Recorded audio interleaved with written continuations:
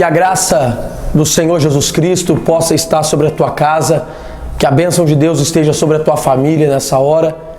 Nessa segunda ministração, nós temos como base o tema conversão. E quando nós falamos sobre conversão, nós nos perguntamos o que é eternidade, porque para a cristandade, a eternidade ela se inicia com o ato da conversão. E quando nós falamos sobre conversão, vem-nos muitos textos bíblicos à mente, e um deles, um texto muito especial, é a conversão do carcereiro, que se encontra no livro de Atos dos Apóstolos, no capítulo de número 16 e no versículo de número 27, onde diz: acordando o carcereiro e vendo abertas as portas da prisão, tirou a espada e quis se matar, contando que os presos tivessem fugido. Mas Paulo chamou com grande voz, dizendo: não te faças nenhum mal, porque todos estamos aqui. E pedindo uma luz, saltou para dentro da prisão trêmulo e prostrou-se ante a Paulo e Silas. E tirando-os para fora, disse: senhores, o que devo fazer para ser salvo? Então eles disseram: crê no Senhor Jesus e serás salvo tu e a tua casa. E lhes pregaram a palavra do Senhor e todos os que estavam em sua casa. E tomando ele consigo naquela mesma hora da noite, lavou-lhes os vergões e logo foi batizado ele e todos os seus familiares. Então, levando-os para a sua casa, lhes pôs a mesa, e grande alegria entrou naquela casa, por causa da sua crença em Deus. Quando nós falamos de conversão, nós falamos sobre mudança. E esse texto ele vem nos relatando muito bem isso. A história começa quando Paulo e Silas são chamados por Deus para pregar o evangelho na cidade de Filipos.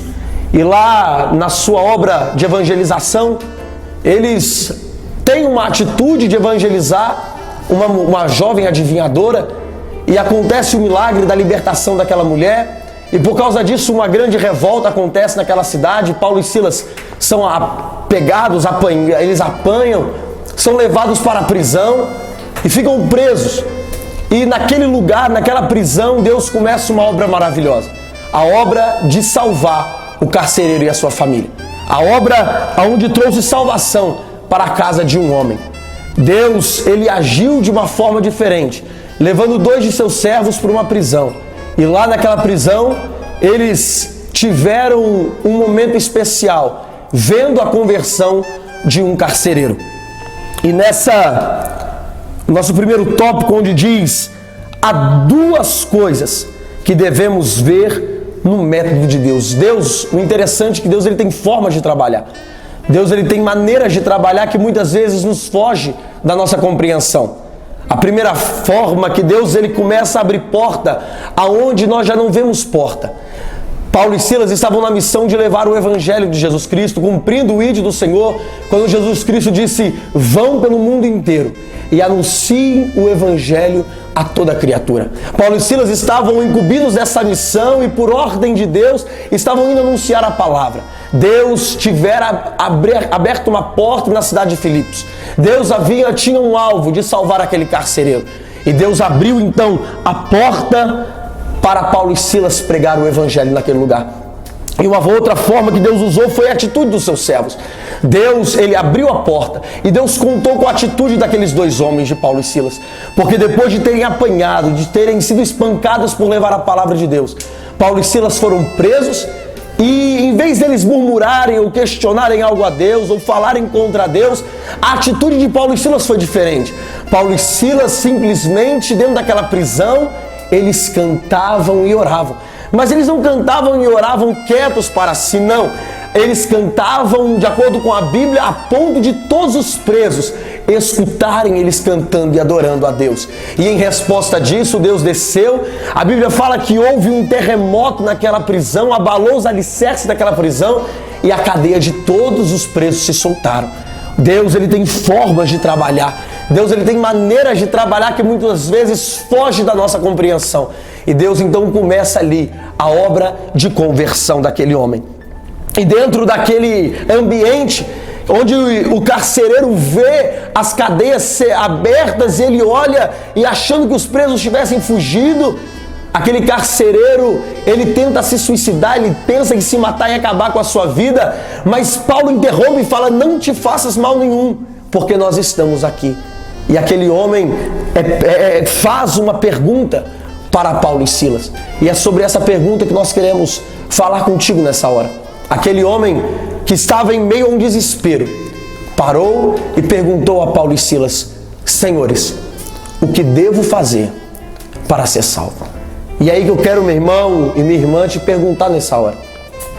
Você já parou para se perguntar sobre isso? Muitas vezes essas perguntas batem na nossa mente, na nossa cabeça. Aonde nós vamos passar a eternidade?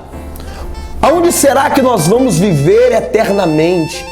Porque depois disso daqui, meu irmão, minha irmã, há uma outra vida. Há um lugar preparado para nós. E o sábio Salomão, ele diz o seguinte, que tudo é vaidade nessa vida. Você constrói uma casa, é vaidade. Você compra um carro, é vaidade. Você faz uma faculdade, é uma vaidade, porque após a sua morte, tudo isso vai ficar aqui. Os valores terrenos vão ficar aqui, mas existe algo depois daqui que é eterno. Existe algo depois daqui que não se acaba. E Paulo e Silas, eles dão uma segurança àquele homem.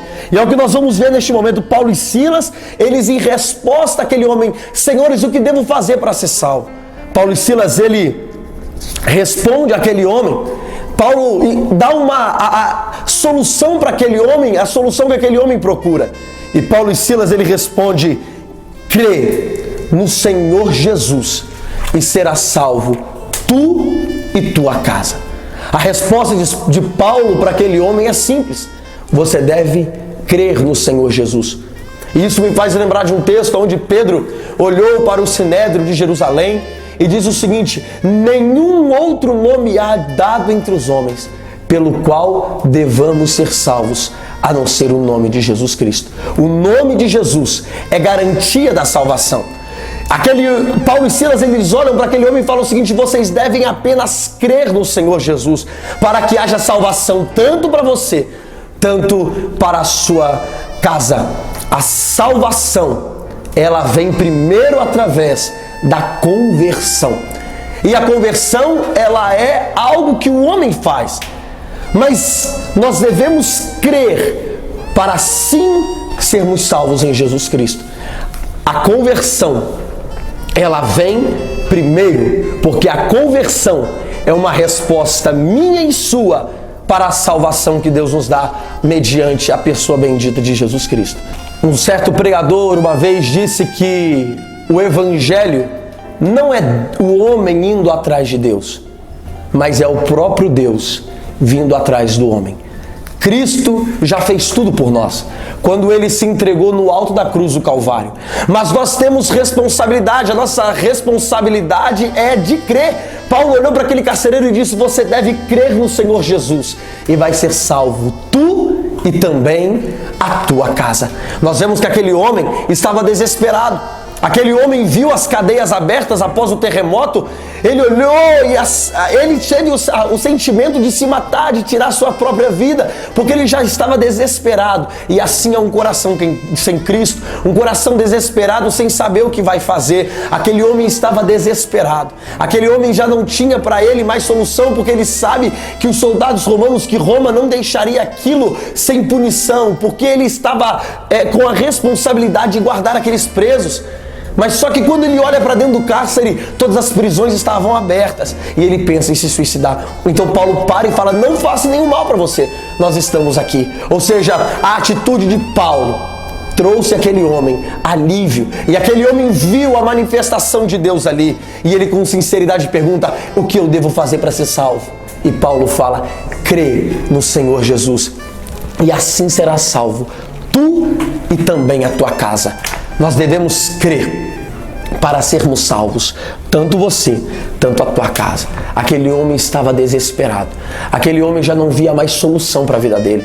Aquele homem, a única solução que ele viu era a morte.